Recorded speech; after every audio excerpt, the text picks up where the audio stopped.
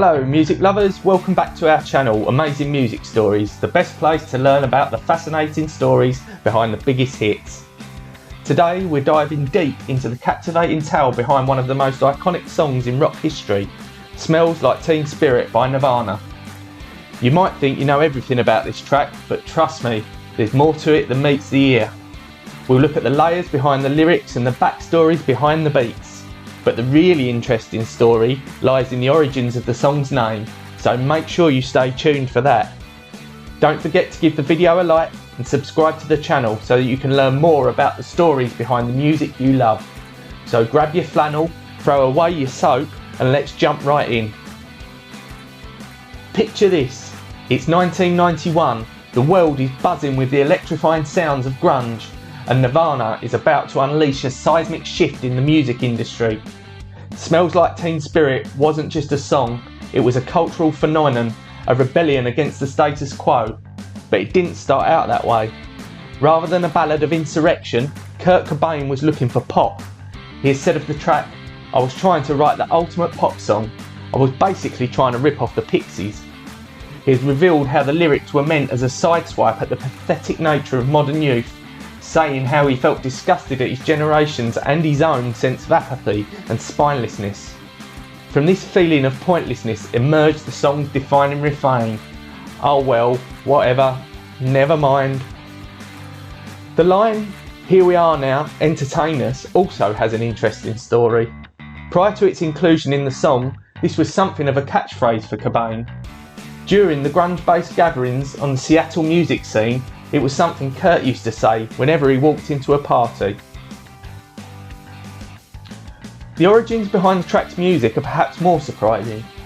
Nirvana drummer Dave Grohl has told of how those instantly recognisable drum beats at the start of the song were inspired by perhaps the most unlikely of genres, disco, with Grohl having previously demonstrated its similarity to Burn Rubber on Me by the Gap Band. In fact, many of the whole Nevermind album's percussives have this in common.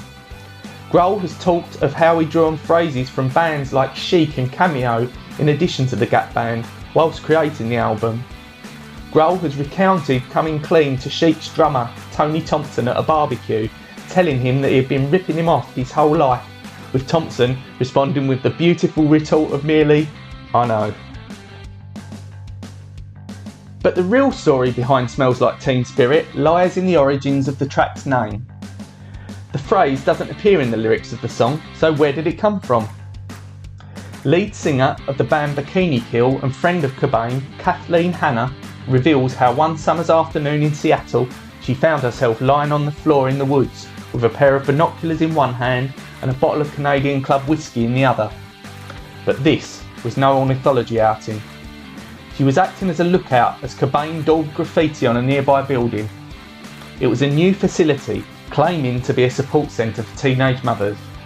However, Kurt and Kathleen, fuelled by Canadian Club, wanted to expose it for what they believed it to be, a religious centre telling women that they faced an eternity in hell if they aborted their child.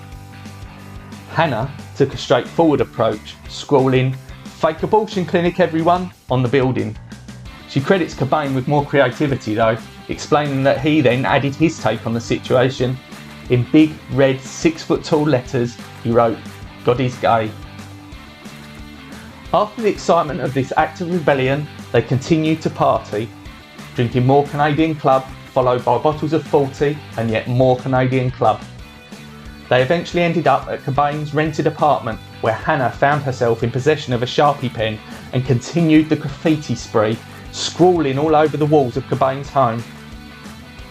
6 months after this boozy haze, Kathleen got a call from Cobain asking if he could use what she wrote on the wall for a lyric.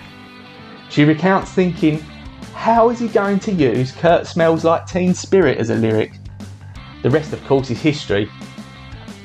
But if you're surprised after all these years that you didn't know the meaning behind the song's titles, you're in good company.